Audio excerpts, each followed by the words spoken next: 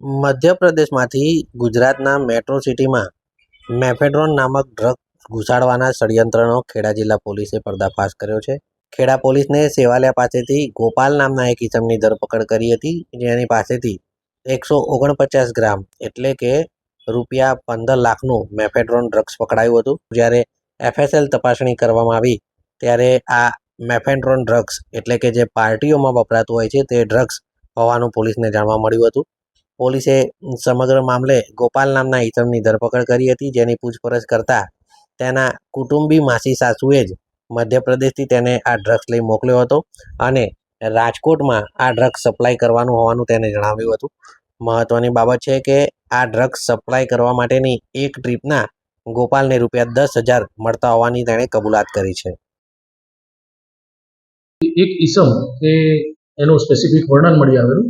એ વર્ણનવાળો ઈસમ એ કોઈ પ્રતિબંધિત ડ્રગ્સ લઈને સેવાલિયા રેલવે બ્રિજ નજીક આવી રહે છે.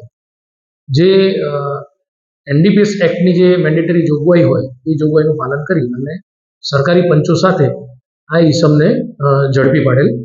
જે ઈસમ પાસેથી 149 ગ્રામ જેવું એક શંકાસ્પદ પદાર્થ મળી આવેલ, જેને FSL અધિકારીની હાજરીમાં ચેક કરાવતા તે મેફેડ્રોન નામનું એક પ્રતિબંધિત ડ્રગ્સ હતું.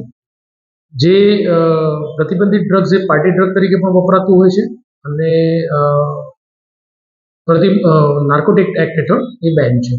તો પોલીસે આ સમગ્ર કાર્યવાહી કરી અને 149 જેટલું મેફેડ્રોન નામનું ડ્રગ અને સાથે તેને લઈ આવેલ એ આરોપી ગોપાલ મહેરને પોલીસે અટક કરેલો છે. અને આ અનુસંધાને ડ્રગ મોકલનાર તથા ડ્રગ મેળવનાર એ આરોપીઓના પણ નામ ફરિયાદમાં ખોલી અને પોલીસે આગળની વધુ તપાસ હાથ ધરેલી છે. NDPS એક્ટની કલમ 8C, 22C અને 29 મુજબનો ગુનો પોલીસે રજીસ્ટર કરેલો છે અને હાલ તેની વધુ તપાસ સર્કલ પોલીસના SOG police inspector Shri DN ચુડાસમાને સુપરત કરવામાં આવી.